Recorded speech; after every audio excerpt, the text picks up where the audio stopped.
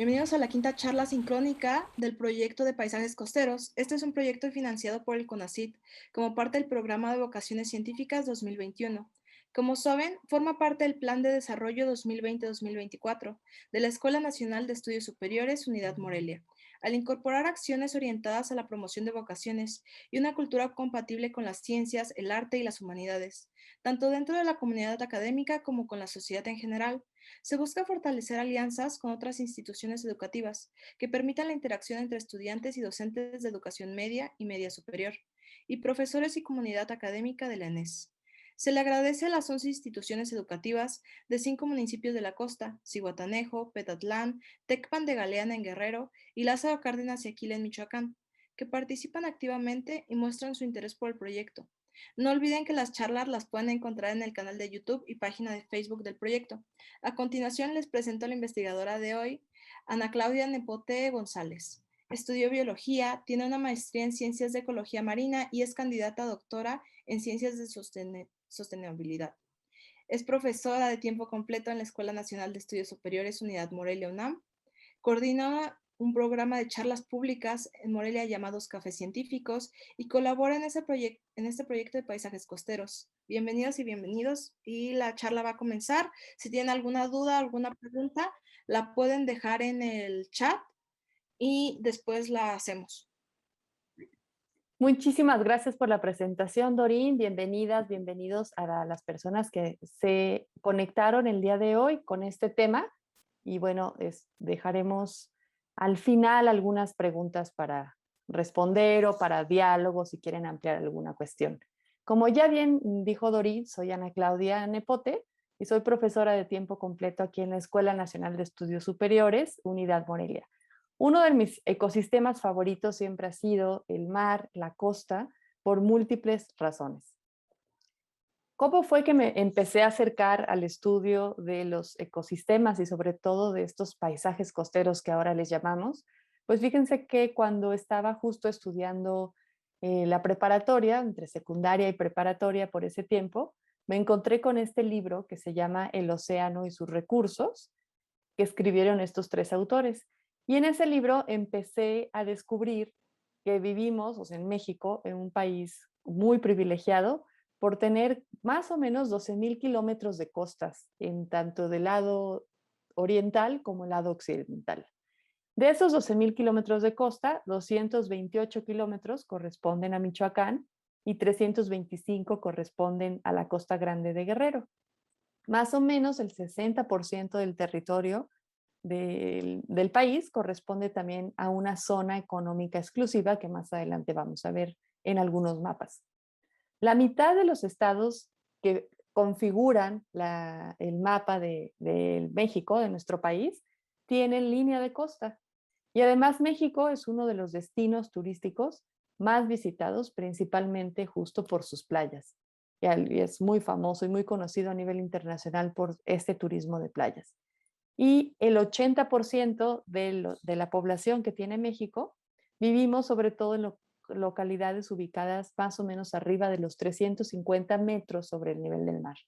Entonces, el resto, el 20% de los pobladores en México, habitan ahora sí que a nivel de mar. Los océanos son lugares muy importantes porque cubren el 71% de la superficie del planeta.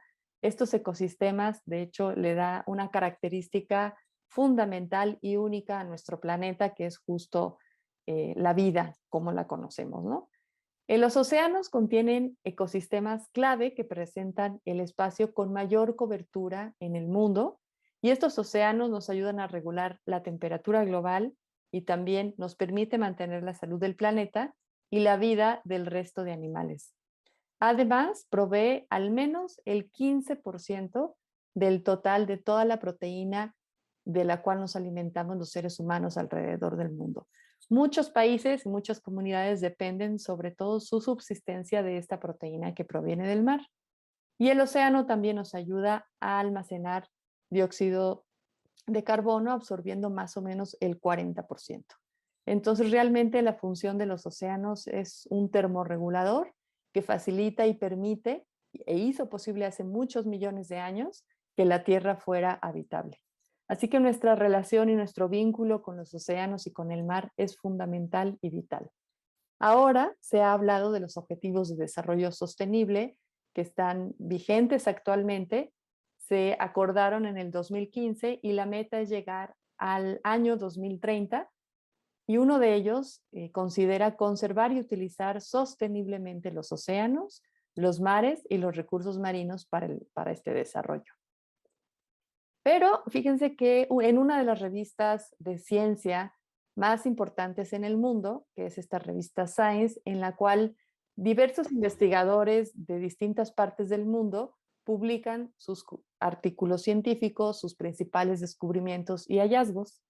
En febrero del 2008, publicaron un mapa que resume los impactos humanos en los ecosistemas marinos del mundo.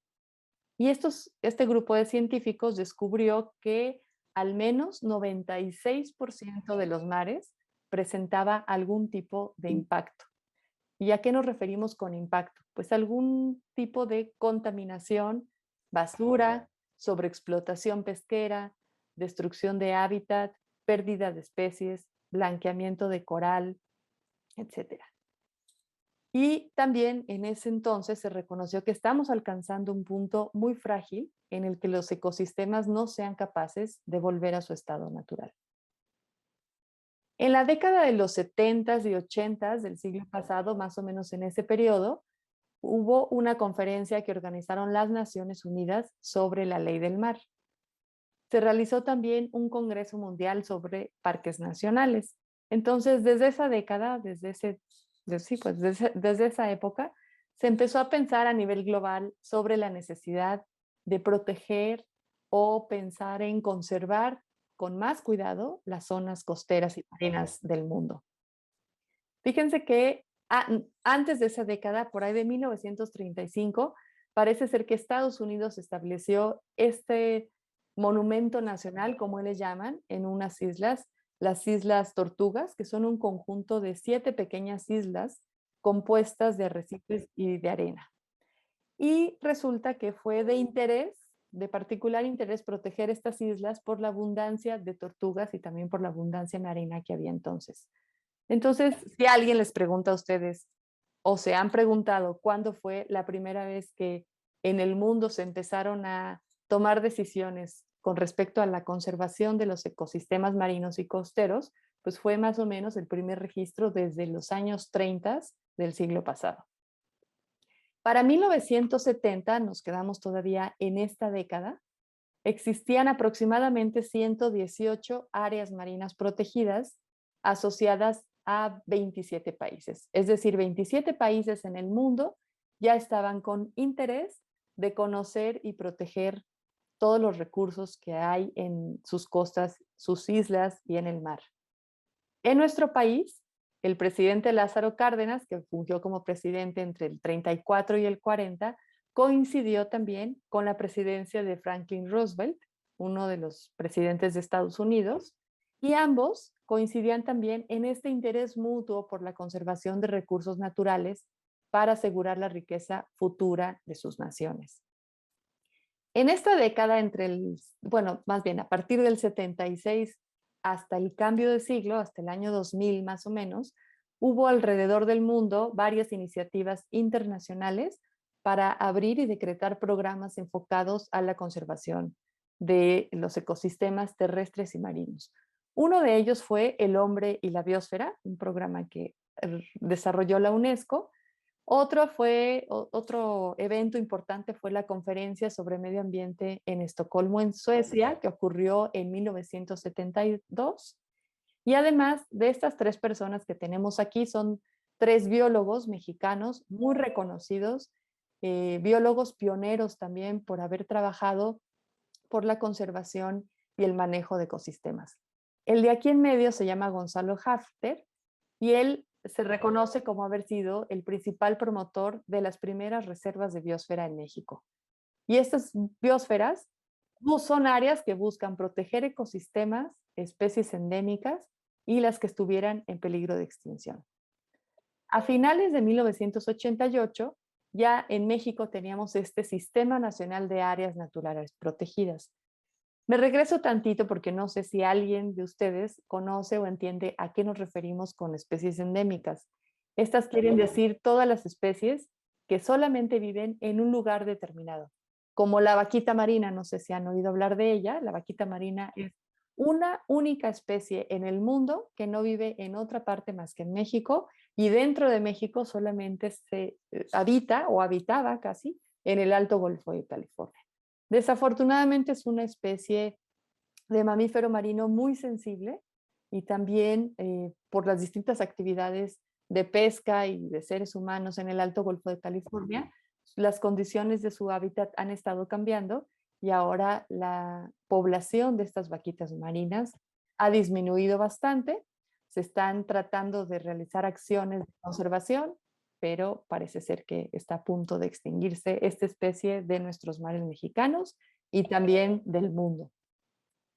Entonces, en resumen, en realidad, como desde los años 70 hasta la fecha, se han hecho distintos esfuerzos e iniciativas, programas, y distintos gobiernos se han comprometido para conservar las líneas de costa y algunas áreas marinas de importancia, ya sea de importancia pesquera, de importancia biológica, porque en estas áreas habitan o tenemos especies de importancia para la medicina, para los seres humanos, o también por ser espacios recreativos o de belleza extraordinaria en el mundo.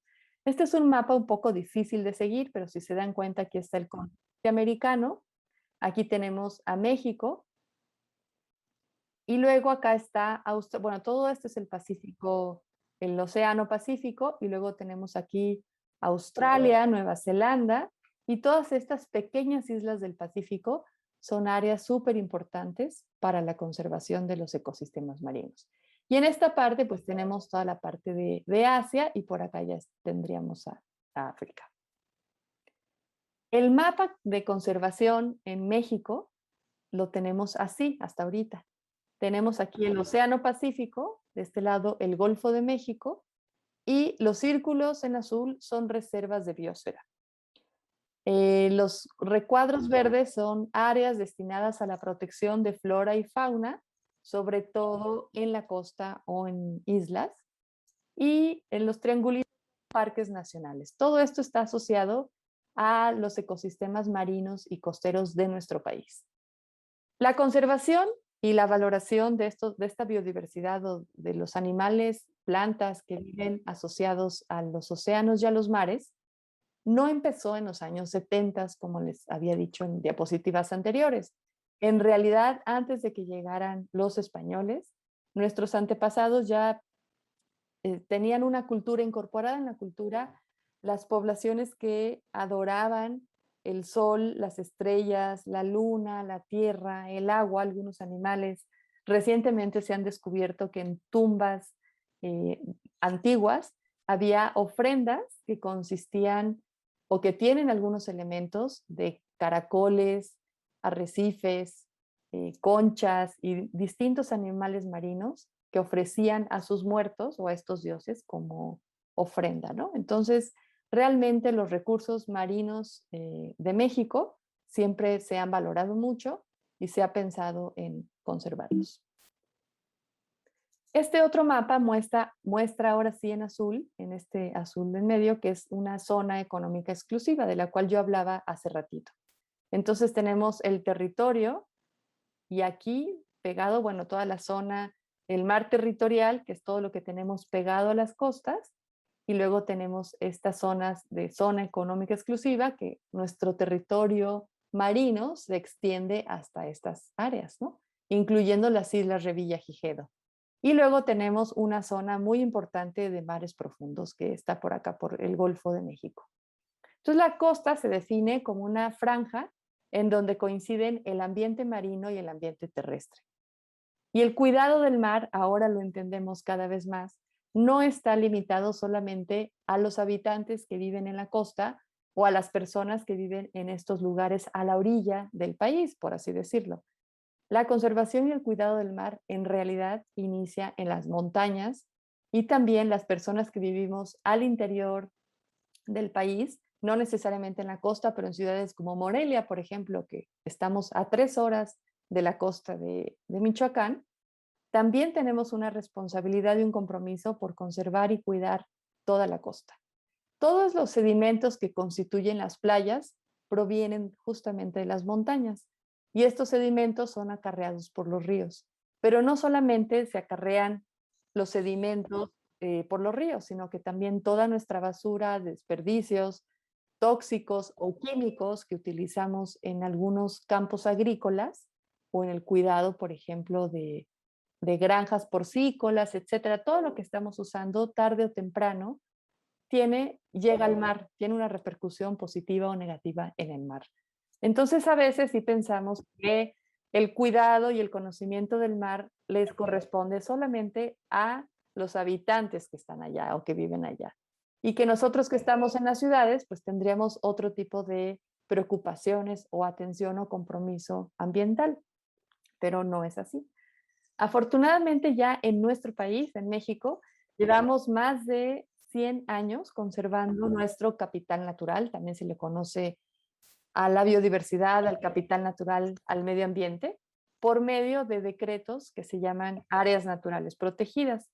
Y en estas áreas concentramos algunas especies de valor comercial o de valor biológico o de importancia para nuestro país, ¿no? Como son pues las ballenas jorobadas, las ballenas grises, que ellas viven más que nada en la península de Baja California.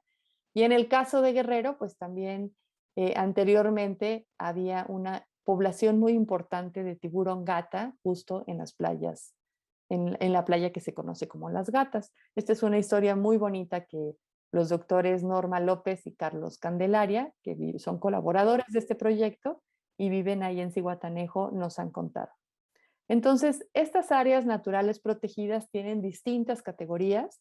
Se identifican algunas de ellas como reservas marinas, otras son más restrictivas y tienen una visión de reservas marinas completamente protegidas. Otras se conocen como santuarios marinos, parques nacionales o áreas marinas localmente manejadas. Cada una de estas categorías tiene una distinta responsabilidad y restricción de uso o no. Actualmente ahorita, en el 7.5% de todos los océanos del mundo están bajo algún decreto de protección. Algunos investigadoras e investigadores están apostándole a lograr el 10% de la cobertura total de los océanos que quede bajo algún decreto de protección e incluso algunos más ambiciosos se han puesto la meta de que lleguemos al 20% de la cobertura total de los océanos en el mundo que estén bajo algún decreto de protección. ¿Para qué conservamos y qué es lo que conservamos? Sobre todo nos interesa esto que llamamos biodiversidad, que consiste en todas las especies de animales y plantas que habitan estas áreas marinas protegidas.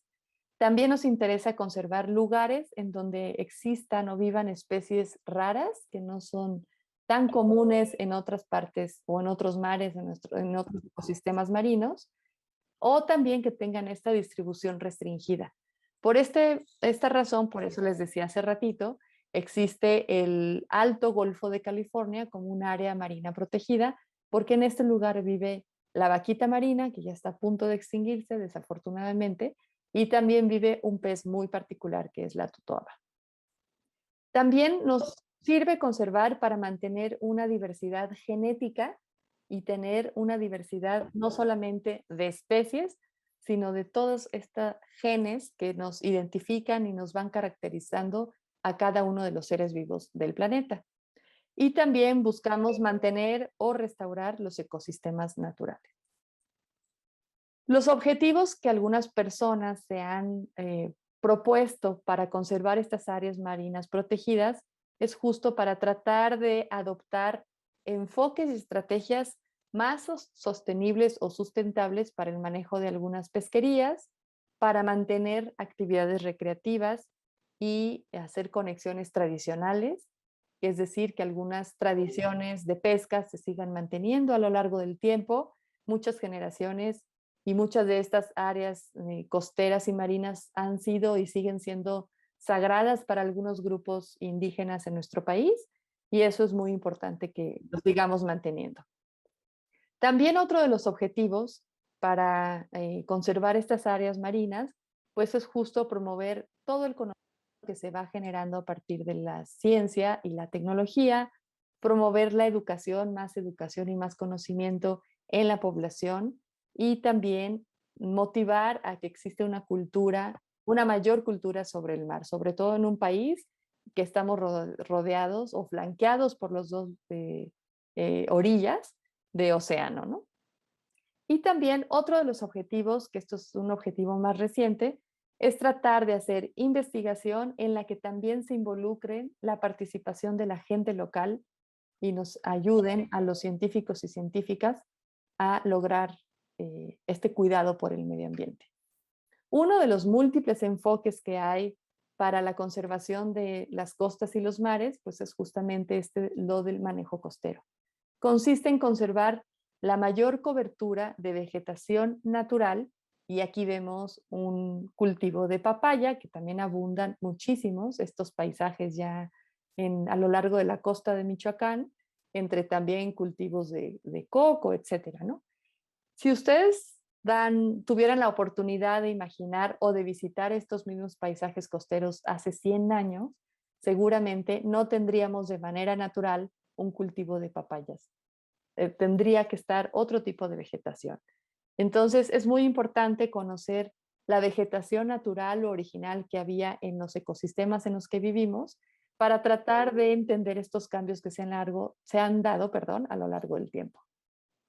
Este manejo costero también consiste en ordenar y reconocer las distintas zonas del territorio en la costa para evitar conflictos o peleas o pues tensiones entre los habitantes. Tenemos algunas herramientas para conocer mejor los territorios, es justamente hacer ordenamientos para ubicar en dónde está lo más importante o qué es lo que más valoramos de todo este paisaje.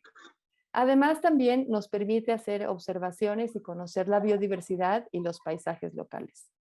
Y lo más importante es que este manejo costero, sobre todo en el que participan comunidades locales, es involucrar a las personas en el manejo de la zona costera, como en ejercicios de este ordenamiento comunitario o en la protección de áreas de importancia. Esta figura, que la tomé de un libro que me gusta mucho, nos muestra también toda la cantidad de profesiones y oficios que hemos desarrollado sobre el mar y la costa. Por ahí alguien tiene un micrófono abierto, por favor le agradezco mucho si lo puede cerrar o si Dorín nos puede ayudar a cerrar el micrófono. Gracias. Entonces tenemos, y aquí me equivoqué, puse dos acentos en una misma palabra, perdón, debería ser oceanología, es una de las disciplinas o profesiones que atienden los estudios y el conocimiento del mar. También está la biología marina, la geología marina, la minería, con este enfoque del mar, la arqueología marina, la antropología de poblaciones costeras.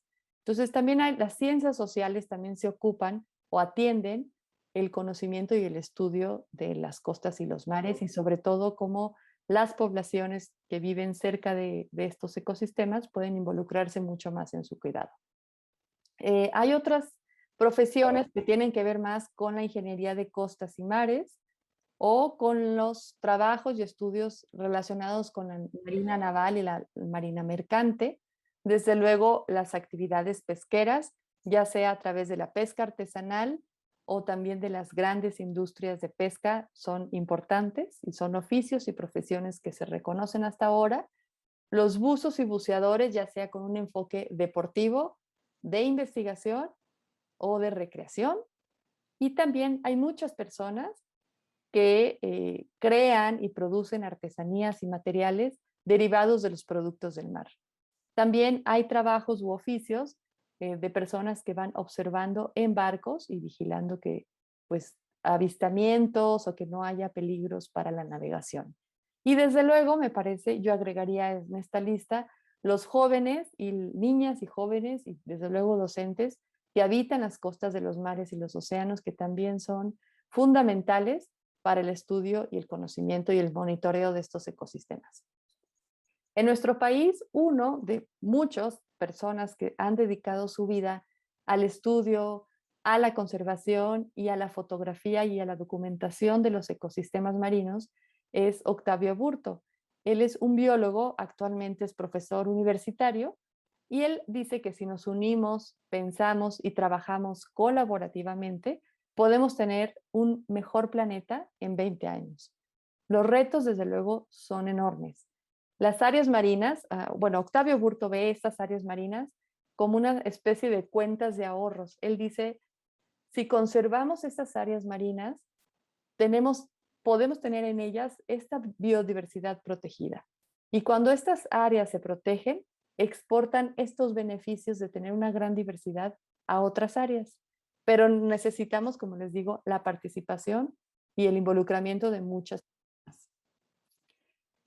Tenemos en esta década, justo que comenzó este año de manera oficial a nivel mundial, terminaría también en el año 2030. Oficialmente se ha decretado que inicia este periodo enfocado a las ciencias oceánicas, a reconocer la importancia que tienen las ciencias oceánicas para el desarrollo sostenible de nuestros países.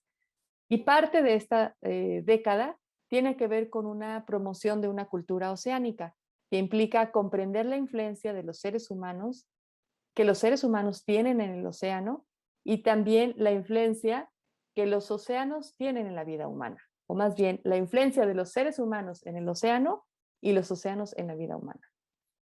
Estamos vinculados todo el tiempo, todos los días con el mar y a veces no nos damos cuenta.